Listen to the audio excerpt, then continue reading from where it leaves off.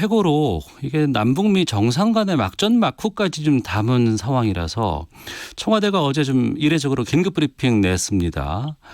정확한 사실을 반영하지 않았고 상당 부분 사실을 크게 왜곡했다. 이렇게 지금 브리핑이 나왔는데 이 회고록은 어떻게 보셨어요?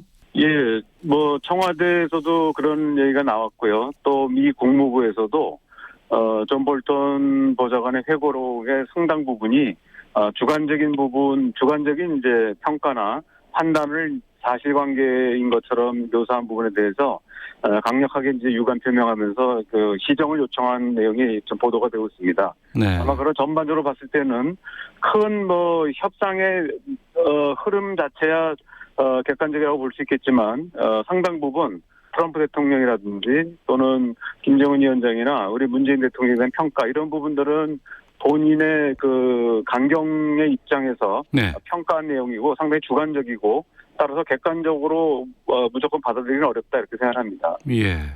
게다가 트럼프 대통령도 현직이고 문재인 대통령 마찬가지고 이렇게 상대국 국가원수에 대해서 이런 현직 대통령에 대한 가타부타 이런 걸 싣는다는 게 좀 무리한 거 아닙니까? 예, 뭐 그런 이제 그 회고록 같은 경우 이제 그 출판을 위해서 약간 이제 그런 게 가미되는 경우는 있지만 이번 존 볼턴 전 보좌관의 내용을 보면은 상당히 이제 파격적이고 굉장히 내용이 많이 담겨 있습니다. 예. 그래서 현재 진행 중인 일이고요. 보통은 이제 현직에 있는 분이라 하더라도 과거에 끝난 일들을 주로 평가하거나 서술하는데 이번의 경우는 이제 상당히 아직 진행 중이라고 할 수 있는 일들을 다루고 있어서 좀 논란이 많이 되는 것 같습니다. 네. 어제 저희가 미국 현지를 연결을 해봤습니다. 미주 한인 유권자연대 김동석 대표 연결해서 말씀을 좀 들어봤더니 미국 내에서는 이 저자가 존 볼턴이다. 별로 큰 임팩트는 없다라고 좀 얘기를 하시던데 또 이 백악관에서 쫓겨난 인물이다 보니까 신뢰성 의심하는 반응도 꽤 있다고 합니다. 이 시점에 존 볼턴 이 보좌관이 이 회고록을 왜 썼다고 보세요? 네, 아무래도 본인이 이제 트럼프 대통령한테 해임됐기 때문에 거기에 대한 보복성이 강하다고 생각합니다. 특히 작년에 해임될 과정에서 보면 아프가니스탄 사태라든지 또 중남미 사태에 대해서 상당히 이제 존 볼턴의 여러 가지 정책들이 문제를 일으켰고 이에 문책성으로 이제 해임됐던 것 같습니다. 그렇기 때문에 본인의 어떤 그 해임에 대해서 강한 불만을 가지고 있고 특히 이번에 이제 대선 국면에 맞춰가지고 네. 트럼프 대통령을 정치로 타격을 주기 위해서 의도적으로 자기 어떤 그 감정 표현들, 주관적인 내용들을 굉장히 많이 담은 것 같습니다. 네. 보복성이고 재선에 타격을 주기 위한 의도라고 하셨는데 정말 그만큼의 영향이 있을까요? 예, 근데 그러다 보면 이제 주로 자신이 이제 약점으로 됐고 본인이 문책을 당했던 아프가니스탄이나 중동 문제라든지 중남미 문제에 대한 언급은 많지 않고요. 네. 주로 이제 자기보다는 트럼프 대통령이 주도했던 이런 남북 관계라든지 이런 쪽에 상당히 비중을 두고 있는 것 같습니다. 그러다 보니까 본인의 책임은 상당히 이제 감추거나 또는 축소시키고 있고 네. 반면에 이제 트럼프 대통령이 이런 부분에 대해서는 이제 악의적으로 해석하고 있다 이렇게 볼 수 있습니다. 예. 협상 과정, 특히 이제 정부 간의 협의 내용을 일방적으로 공개하는 거, 이건 외교적인 결례가 맞죠? 예, 그렇습니다. 통상적으로는 이런 사항들은 30년 정도 그 비밀로 묵혀둔 뒤에 예. 아까 말씀하신 대로 이제 당사자들이 다 정계 은퇴하거나 일선에서 물러난 뒤에 이제 공개하는 것이 관례고요. 네. 이에 비해서 지금 아직 그 진행되고 있는 일에 대해서 하는 것은 지금 단순하게 뭐 외교적인 관례를 무시했거나 또 무례했다 이런 걸 떠나서 아마 미국 내에서도 그 국가 보안을 이제 누설했다 그래가지고 아마 형사 소송이 아마 진행될 가능성이 있을 것 같습니다. 그럼 이 회고를 공개한 것 때문에 처벌받을 수도 있는 상황이 올 수도 있겠군요. 예, 그렇습니다. 지금 미국 재판에서는 이미 이제 그 상당히 유포돼 있고 이 상태에서 출판을 금지하는 것은 뭐 실효가 없다라고 하는 판결을 내린 것이지 여기서 나오는 어떤 그 국가보안에 대한 누설 문제라든지 네. 그리고 또 여기서 얻는 수익에 대한 부당성 이런 거에 대한 회수 조치 이런 것들이 현재 예상이 되고 있습니다. 네. 우리로서는 지금 이 대북 관계가 악화된 상황 속에서 이 내용들이 나와서 좀 이걸 어떻게 받아들여야 될까 고민이 되는데 우선 보면 이제 한미 정상회담이라든가 북미 정상회담에 대한 내용들이 이 책 안에 들어가 있습니다. 그 하노이 회담 결렬을 원했다. 존 볼턴 보좌관이 원했다는 걸 밝히기도 했고 또 청와대는 회고록이 한국, 미국, 북한 정상 간의 협의 내용과 관련한 상황을 볼턴 자신의 관점에서 본 걸 밝힌 것이다. 이렇게 전하기도 했는데 이 안에 담겨 있는 그 남북미 정상 간의 막전 마크를 우리가 어떻게 읽어야 될까요? 예, 사실 뭐 제가 작년에 이제 한반도 비핵화 문제에 대한 책을 쓴 적이 있는데요. 그러면서 상당히 좀 깊게 추적을 했었는데 네. 볼턴 보좌관의 책의 내용을 보면 사실관계가 잘못된 부분들 또 본인이 잘 모르는 것을 이제 사실인 것처럼 쓴 부분이 많은데요. 네. 대표적인 게 6월 30일 판문점에서 630 그 정상회동이요. 이 부분의 경우는 존 볼턴이 현지에 없었거든요. 몽골 가 있다면서요? 예, 몽골에 가 있었습니다. 예. 근데 마치 자기가 보고 들은 것처럼 기술한 부분이 있고요. 그다음에 뭐 몇 가지 예를 말씀드린다면 종전선언이 북한의 아이디어인 줄 알았더니 알고 봤더니 뭐 한국의 아이디어였다 이렇게 얘기하는데 사실은 그거는 2007년도 14정상선언에서 이미 10년도 넘게 전에 남북이 합의했던 내용입니다. 네. 그러니까 이제 그 존 볼턴 경우는 그런 그 객관적 사실 자체를 모르고 있었던 거죠. 그렇기 때문에 사실관계에 틀린 게 너무 많고요. 예. 그렇기 때문에 이제 우리가 그 볼턴의 평가뿐만이 아니라 사실 기술에 대해서도 몇 가지 오류들을 좀 잡아야 될 부분이 있는 것 같습니다. 네.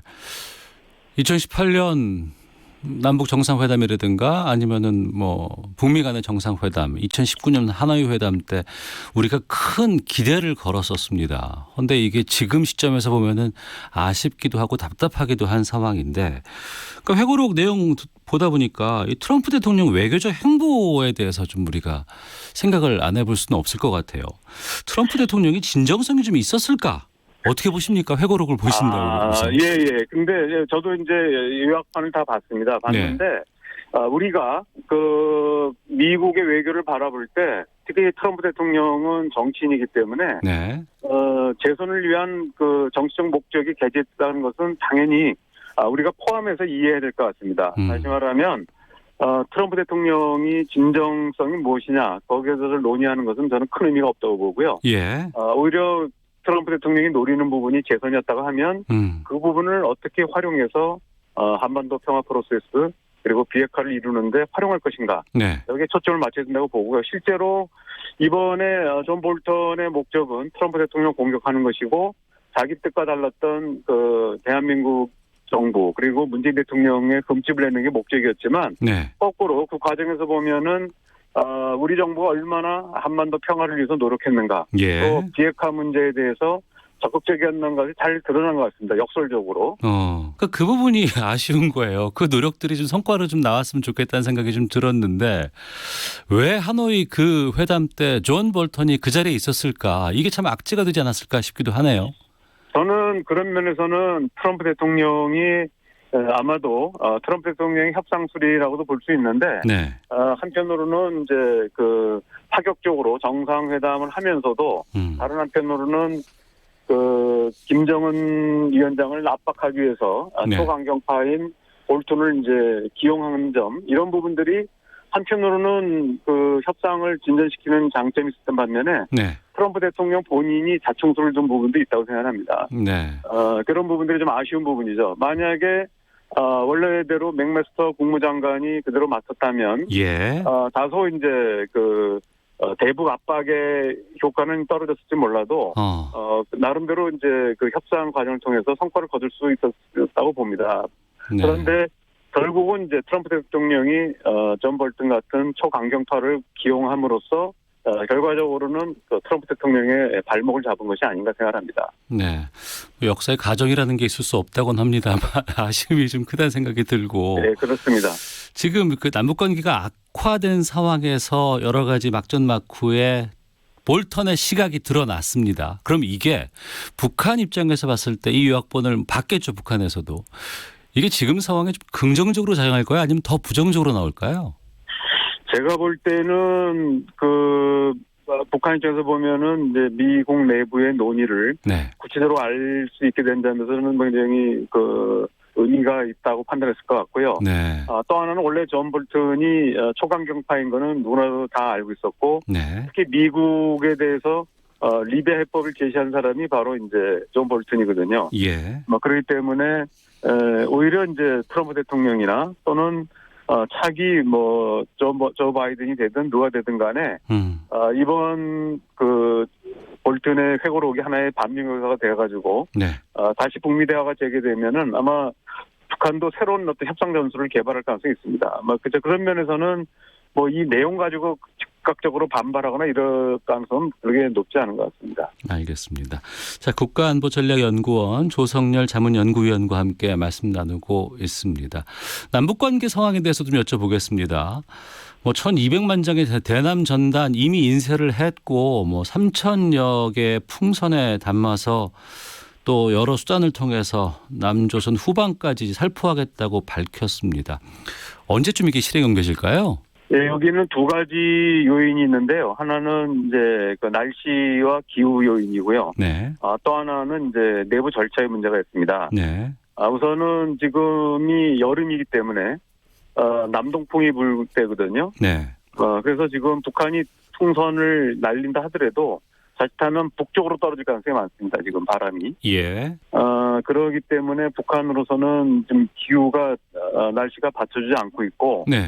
지금 오늘 오후나 내일 모레까지 해서 지금 비가 온다고 하기 때문에 더욱 어려울 것 같습니다.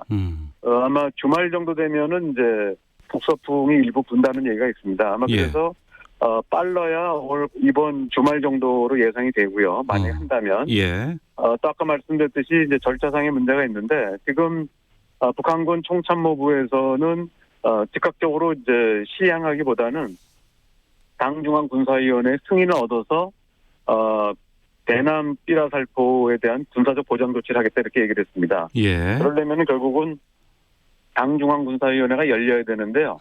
아직 당중앙군사위원회가 열리지 않고 있습니다. 예.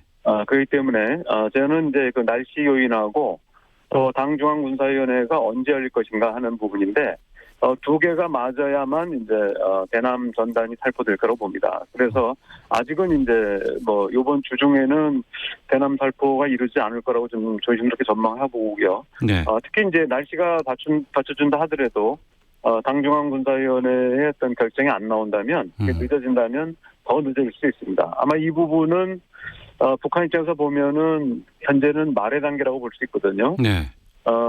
그 남북 공동 연락사무소를 폭파시킨 것은 폭파 자체는 굉장히 좀 자극적이고 충격적이지만 내용으로 보면 결국은 남북 공동 연락사무소를 폐쇄한 거에 불과하거든요. 네네.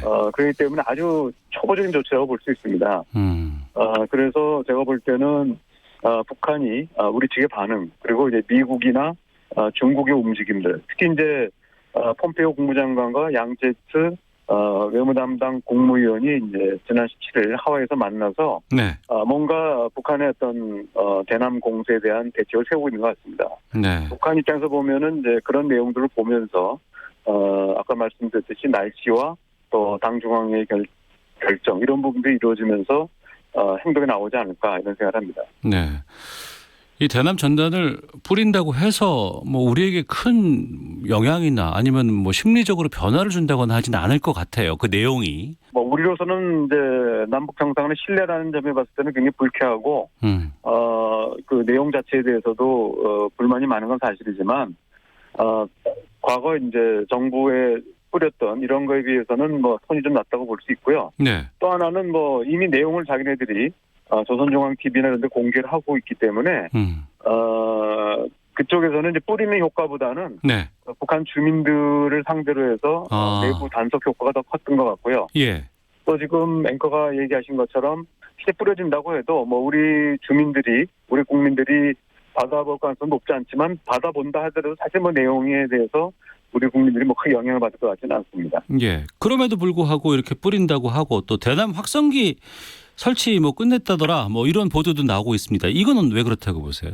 그 삐라살포가 생각보다 날씨 요인에 의해서 크게 좌우되고 잘못해서 뿌리다 보면은 오히려 북쪽으로 날아갈 가능성이 많거든요. 예. 아마 그런 부분들에 대한 이제 대비책으로 대남 확성기 방송을 준비하는 것 같은데요. 사실은 이 대남 확성기 방송의 경우는 우리가 훨씬 성능이 좋습니다. 그래서 만약에 예. 우리가 바로 대응할 거라고 보진 않지만 예. 과거에 2015년 8월 달에도 목함지대 사건 났을 때도 북한이 우리 측 대북 방송에 대해서 굉장히 민감했거든요. 네. 그런 걸로 봤을 때는 큰 실효성은 없다고 보는데 어쨌든 자기네들로서는 여러 가지 다양한 이제 선전 수단을 준비하는 차원에서 스피커들을 이제 정비한 게 아닌가 생각합니다. 그 부분인데 좀 애매해요. 우리가 그러면 여기에 대해서 맞대응을 해야 되는 게 맞는 건지 아니면 글쎄요 좀 기다려 봐야 되는 건지 어떻게 대응해야 한다고 보세요? 저는 이제 북한의 조치에 따라 다르다고 보는데요. 네. 일단 우리 탈북자 단체의 대북 비라가 문제가 됐기 때문에 네. 북한이 보복성으로 전단 살포할 경우는 일단 우리가 좀 인내할 필요가 있다고 생각합니다. 맞대응하게 되면 우리 내부적인 논리적인 모순도 생기고요. 예. 그렇기 때문에 저는 북한이 비라 살포 정도로 한다면 우리가 좀 자제하거나 우리가 이제 감내해야 된다고 보고요. 다만 이제 북측이 그런 한도를 넘어서 우리 측에 총격을 한다든지 애매를 침범한다든지 이럴 때는 우리 합참 교전 수칙에 따라서 단호하게 대응해야 된다고 생각하고요. 예. 이 부분은 이제 이미 우리 합참에서도 입장을 밝힌 바가 있습니다. 알겠습니다. 말씀 여기까지 듣겠습니다. 고맙습니다. 예, 감사합니다. 네, 국가안보전략연구원 조성열 자문연구위원과 함께했습니다. 이어서 이 시각 교통 상황 듣고 헤드라인 뉴스 확인하고 오겠습니다. 교통정보센터 오수미 리포터입니다. 네, 이 시각 교통정보입니다.